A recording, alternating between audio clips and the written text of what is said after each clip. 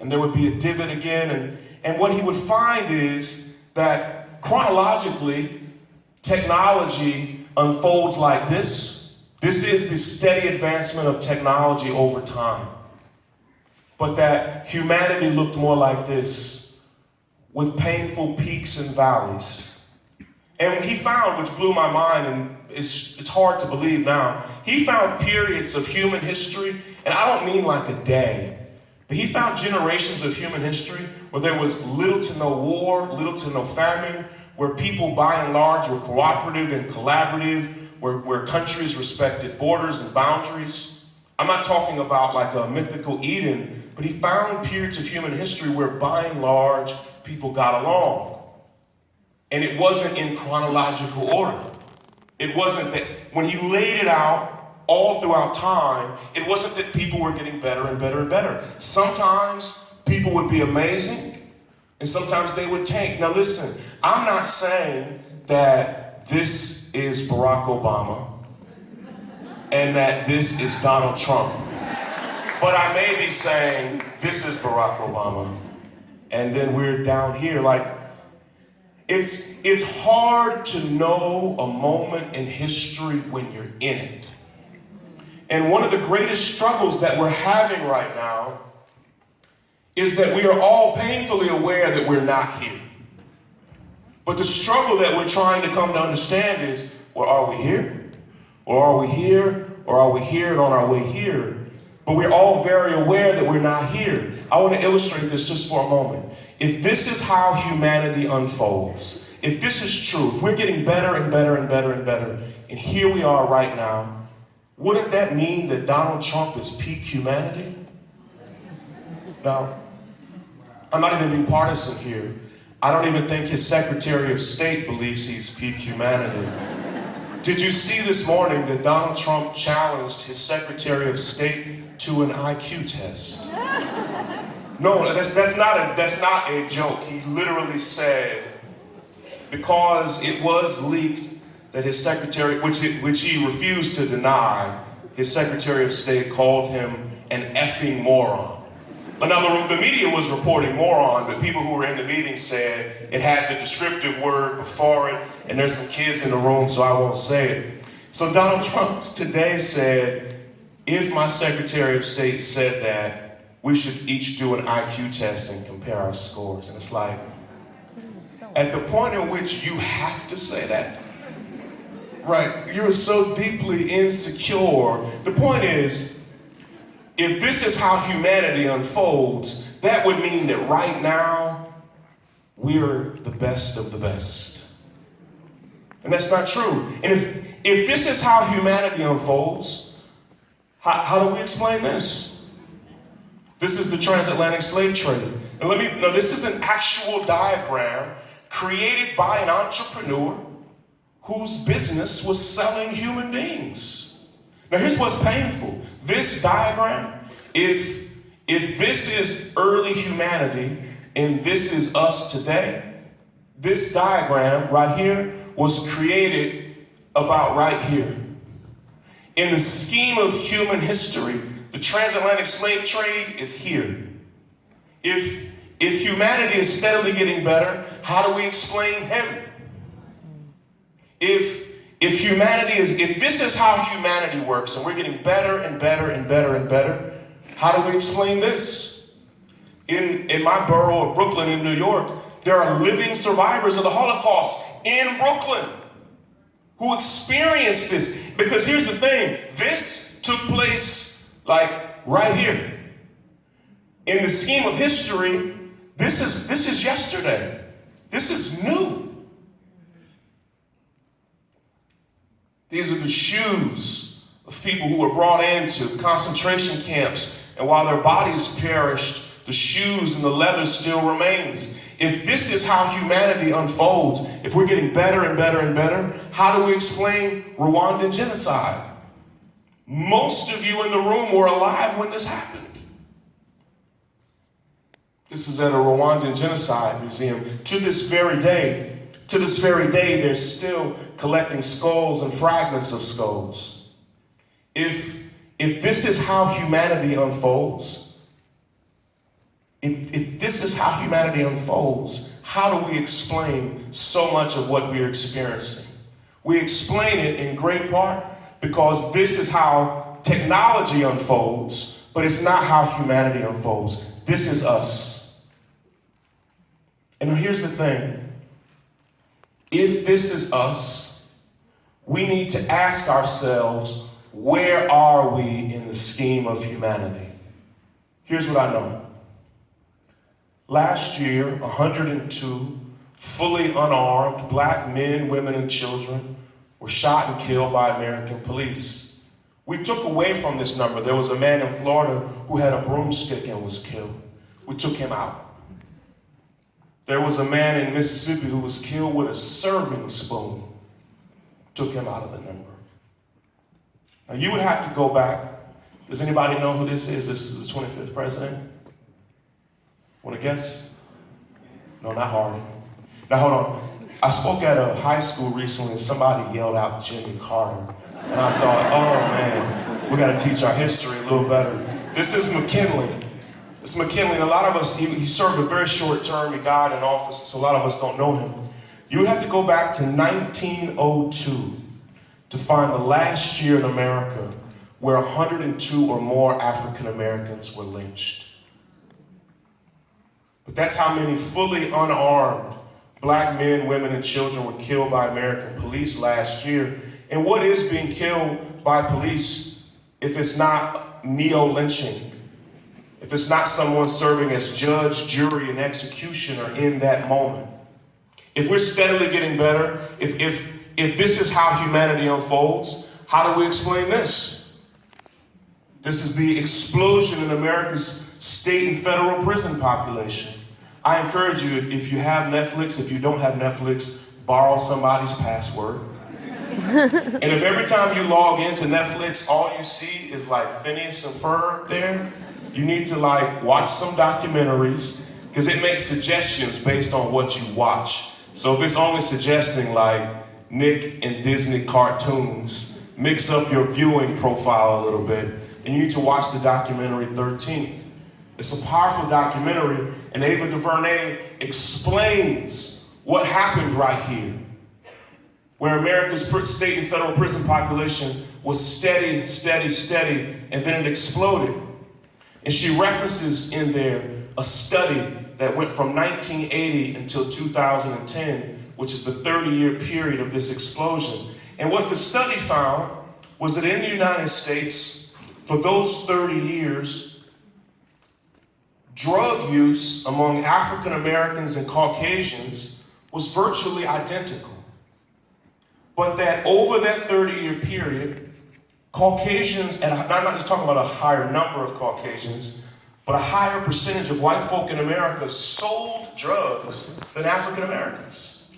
Except African Americans were prosecuted 900% more, thereby creating the image and stereotype of an American drug dealer as a young black man, because it was a young black man who was in prison for it.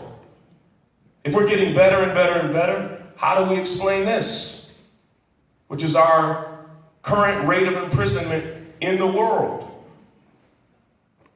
We explain it because this is not how humanity works. It works like this. And we are not here, and we damn sure aren't here. We are in what I would like to call a dip. Here's what I know. Dips are easy to get into and very difficult to get out of. Final slide, and there's something kind of humorous here. Someone designed this slide for me, and I designed this one myself, so the quality goes down a little bit. If you see this one, then this one, but the point is true. Final point I want to make. I want you to understand when the dip happens, because I believe we're in a dip right now. This is the status quo, this line here. And when there's an introduction of an innovation, listen, that disturbs the primary people in power, there's a backlash. there's ugliness that happens in response. I'll give you 3 examples. The first is the status quo in the United States was slavery. Here's what's weird. I'm a historian by training. That during the period of American slavery, there were more laws about how much black lives mattered than there were after slavery. Does anybody want to guess why that is? It was property, but it was an investment. And we can debate how people viewed black humanity, but they were seen as an investment. So during American slavery, there was very little lynching. Why would that be? Property, an investment. There really was no KKK as we know it. Then there was the Emancipation Proclamation, the 13th Amendment. Slavery as America knew it ended, and the dip was lynching and the rise of the KKK. Because the end of slavery disturbed the primary people in power. It happened again. This is Jim Crow in America. This is the time of Fannie Lou Hamer, right here, okay? Right here, there's an introduction of an innovation. The Civil Rights Movement, which happened from, historians would say, the truth is the Civil Rights Movement is a movement that has been going on in perpetuity. Folk in this country have fought for their rights and for their freedom from the day they got here until this very day. But the formal Civil Rights Movement, most people see as 1954 to 1968 or 1969. Well, right here in the Civil Rights Movement, 1965 and 1966, there was the Civil Rights Act and there was the Voting Rights Act, which were 2 policies that, for the very first time in this nation's history, guaranteed all people equal rights. It wasn't executed well all the time, but guaranteed people equal rights, but particularly voting rights, which was very much what Fannie Lou Hamer was fighting for. So here we have, all of a sudden, for the first time in American history, everybody is guaranteed an equal right to vote. Here's what happened in response: mass incarceration. Mass incarceration is a direct response to the Civil Rights Act and the Voting Rights Act. Here's one last one, it's very modern. The status quo is there are 43 of these white men as president. That's just how America rolled. To be a president, for the first 200 years, you had to be a man and you had to be white. And then we decided for the 44th time that we wanted to get real innovative. And not only did we introduce a black man as president, but we introduced what might be the most peculiar, interesting black man in the history of black men. His name is different. Like, be real, you never knew a man named Barack Hussein Obama. Like, there are lots of ways we could have gone about it for time number 44, but we said, listen, we're gonna go big or go home. 44, Barack Hussein Obama. He's black, but he's white. He's from the south side of Chicago, but he's also from Hawaii. He also lived for real for a while in Indonesia. His dad is Kenyan, his mother is from Kansas, but was a hippie. And literally, he is one of the most unique men. We elected this unique black man as president after 43 times of doing it a very particular way. So we introduced this innovation. And Barack Obama, in his very first interview with the magazine New Yorker after he left office, said something, and it's painful and powerful. He said he has started to wonder if he was elected president 20 years before America was ready for it. Because here's what happened. We introduced an innovation, not just a black man as president, but an interesting, peculiar, unique black man that redefined and pushed the boundaries of so many categories and boxes that we create. And it began to irritate one particular man. It did. Let's not lie. It's not partisan. It's history. It began to irritate one particular man who was comforted by that status quo. His name is Donald Trump. No, it's true. Donald rarely deletes his tweets, and so you see him after the election of Barack Obama begin questioning his citizenship, begins questioning his humanity and his birth. In essence, let me unpack it. Begins suggesting that in 1963, when Barack Obama was born, that his mother hatched a conspiracy. Like, that's a crazy narrative to begin with. That she believed there was the distinct possibility that this golden child could become president one day.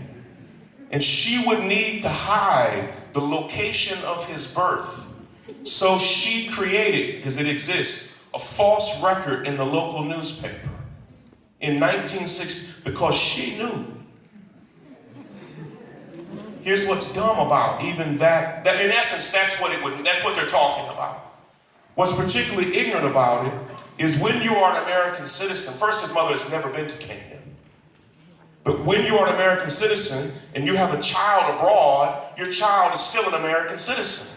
So even had he not been born in Hawaii, but been born to Ann Dunham, which no one, literally, she was a pregnant white woman who had a black baby in the 60s.